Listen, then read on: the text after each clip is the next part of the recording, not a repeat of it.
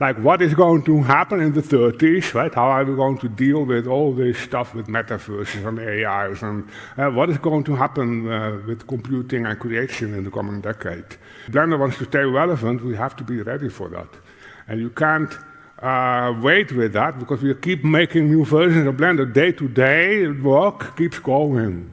And if we keep doing that, in 5 years we might lose it and then become obsolete. So there's been a huge back and forth within the Blender community owing to the fact that the folks at Anthropic did donate to the Blender Development Fund. Now there's some things that a lot of people within the community seems to be getting wrong. There is generative tools, and there's also mathematical algorithms that just simply makes things work. And understanding the differences within these two and understanding the line between these two is one thing that seems to be riling a lot of creators. And for those who did miss out on this, the folks at Anthropic recently donated to the Blender Development Fund as corporate patron members. And with this came an add-on that allows you to simply communicate with their AI tool called Claude right inside of Blender. This allowed creators to be able to communicate with the agentic tool through the model context protocol that communicated back and forth between Blender and Anthropic's LLMs. Now, Blender isn't the only tool that the folks at Anthropic are creating connectors for. They're also creating connectors for various other tools, which we also mentioned in the previous video. And having the folks at Blender take a step back due to the backlash from the community seems to be seen in two different lights. One of them is from part of the community saying that Blender is going back to its values, which is working on Blender as a tool for artists and creators, which will be used by humans, and the other part of the community complaining that Blender might potentially be missing out from the future of artificial intelligence. But with all of that said, there is one fundamental thing that a lot of us seems to be missing. Blender is a tool to create stuff, and one of the main reasons which I think they agreed to Anthropic joining Blender Development Fund as corporate patron members was for the sole reason that Claude, which is their tool, is not necessarily a generative tool, rather it is a tool that deals more with programming, algorithms, and stuff like that. And yes, we already have a couple of AI tools existing in Blender that lots of creators already work with, and this includes the Optics Denoiser, which is an AI tool, the Open Image Denoiser is an AI tool, and a few other tools that has been deeply integrated into Blender as Python set of codes that just make things work faster to compensate for certain things that will most probably take artists a lot more time to deal with. And of course, for those who like to read up on their upcoming Blender development funding and AI policy notes, which Francesco Cid, the new CEO of Blender, did put out, you can simply come through and read it up right here. This goes on to say that recently we announced that Anthropic was joining the Blender Development Fund as a corporate patron member. And since then, we've had concerns from the community around how we engage with any AI company.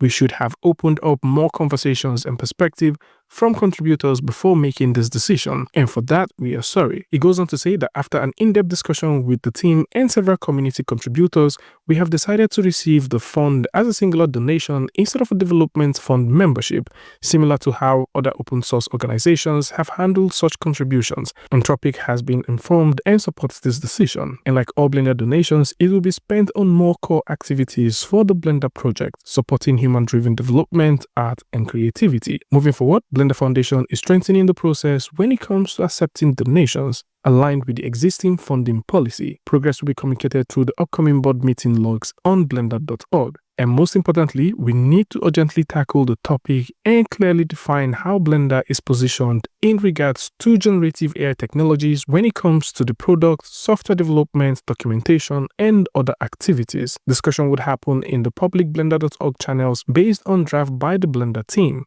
And this is a part that I think a lot of people read, but most probably did not really understand. Blender is a tool for artists and creators. It is made by humans, for humans. No generative AI functionality is currently available or planned to be integrated into Blender. And this is what it is. The fact that Anthropic was issuing out that development fund did not mean or doesn't mean that Blender will be having AI generative tools inside of it. The whole idea was for Blender to be well positioned to be able to take advantage of some of the advancements that has to do with LLMs and also MCPs to help creators and especially developers to do even more stuff. And of course, in 2023, we did see Tom Rosendale say something about the Blender Development Lab just before we got the publication of Blender Development Lab. And if you simply go over to the Blender Development Lab and scroll all the way down, you would notice that we have all of these other ones in progress and the MCP server is set to release. So this means that despite the fact that they're releasing that note, which clearly states that Blender isn't doing anything generative, which for sure I believe a lot of creators will agree with. It doesn't mean that they're scrapping out the idea of having an MCP server, which is the Model Context Protocol server that integrates with Blender as an add-on, which would allow users to communicate with large language models and other systems in a much more natural language and communicate back and forth between those LLMs and Blender. And I understand the fear around it. Most creators definitely think that the whole idea of AI is basically more about generating 3D models, textures, assets, and stuff,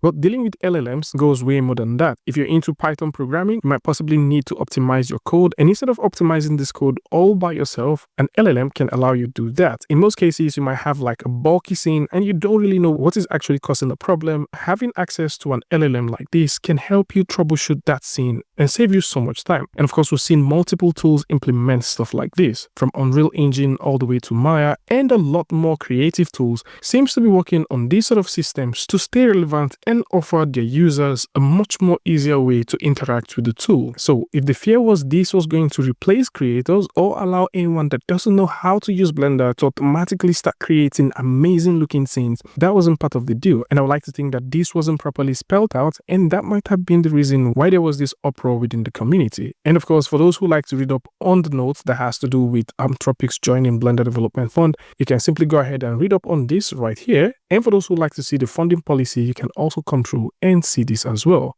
And for those who like to see some of the donators that are currently available on blender.org, you can also come through and see these. And right here, you will also notice that Anthropic has been shoved out of the corporate Patreon, as the donation is now a one-time thing.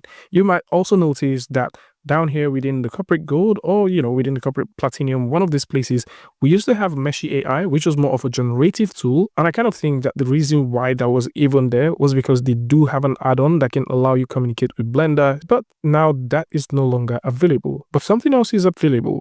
Hyper 3D. Hyper 3D is also a generative tool. So one has to just wonder why this is still here, especially now that we no longer have, Meshy AI there. This kind of does the same thing where you get to drag in an image and convert that to a 3D model, and that is pretty interesting. And if we have to go a bit more biased with stuff, most of the tools and creators right here, they do have their hands in some AI stuff here and there. Like we've got Epic doing some AI stuff, Nvidia has some AI stuff going for them, we've got Otoy, we've got AMD, we've got Intel, we've got Meta, we've got Adobe, and even Chaos. Of course, Google as well also has some AI stuff going for them. But again, that isn't the conversation. The conversation here is, for the benefit of doubt, the folks at Blender are reiterating to the community that they are currently not looking at implementing generative AIs to Blender as a tool. And if that means that they have to only take a one-time donation from the folks at Anthropic to prove that to the community, they are willing to take that gamble. And of course, I would like to know what you guys think about this one in the comment section. Most of these 3D tools are beginning to have all of these agentic tools that does way more than just generative modeling and generative asset creation. I'd like to know what you guys think about this one in the comment section. And of course, if you like this video or you learned something from this, you can go ahead and give a like, and don't forget to share with a friend. And I'd like to see you guys in the next one.